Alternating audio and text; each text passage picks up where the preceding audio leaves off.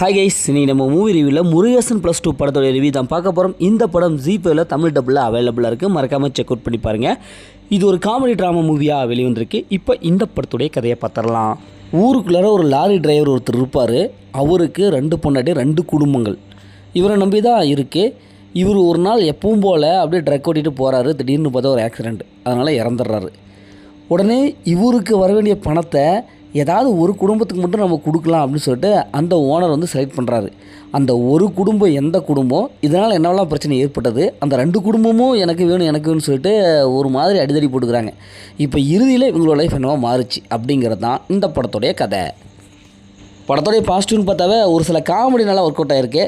அதுக்கப்புறம் இந்த படத்தில் நடிச்ச எல்லாமே ஓரளவு சுமாரான ஒரு பர்ஃபார்மன்ஸ் கொடுத்துருக்காங்க. இந்த படத்தில் தம்பி ராமையா இருக்காங்க. ஒரு ஓனராக வருவார், அந்த லாரி ஓனராக வருவார்.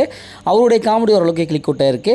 மற்றபடி படத்தில் எல்லா கேரக்டரும் ஓரளவுக்கு நல்லா நடிச்சிருக்காங்க. படத்துடைய பிஜிஎம் மியூசிக் பொறுத்தளவுக்கு நல்லாவே வந்திருக்கு. அதேமாதிரி சினிமோட்டோகிராஃபிக் படத்துக்கு என்ன தேவையோ அதை கொடுத்துருக்காங்க. தமிழ் டபுள் வாய்ஸ் நல்லாவே வந்திருக்கு.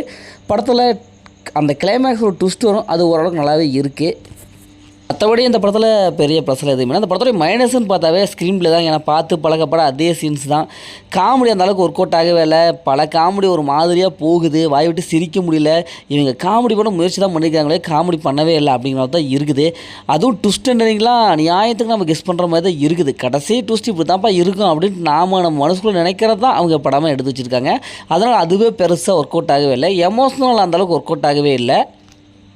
இவங்க ஃபஸ்ட்டு கதையே ஒரு சிம்பிளான கதை தான், அதை வந்து பயங்கரமாக கொடுக்க முயற்சி பண்ணி கடைசியாக அந்த காமெடியாக பண்ணணும்னு நினச்சிட்டு ஏதோ பண்ணி வச்சுருக்காங்க. அது கொஞ்சம் சரியில்லை. மொத்தத்தில் ஸ்க்ரீன் பிளே ரொம்ப ஸ்லோவாகவும் ப்ரிடிக்டபுளாகவும் நிறையா சீன்ஸ் பார்த்து பழக்கப்பட அதே சீன்ஸ் தான் வந்திருக்கு. படத்தில் அந்த மாதிரி சீன்ஸில் இல்லை, ஃபேமிலியோட பார்க்கலாம். மொத்தம் இந்த படம் சூப்பராக சும்மா இந்த படம் ஒரு ஒன் டைம் வாட்சபிள் தான் நான் உங்களுக்கு சொல்கிறேன். ஓகே, இதேமாதிரி அடுத்த ஒரு புதிய மூவி ரிவ்யூவில் சந்திப்போம்.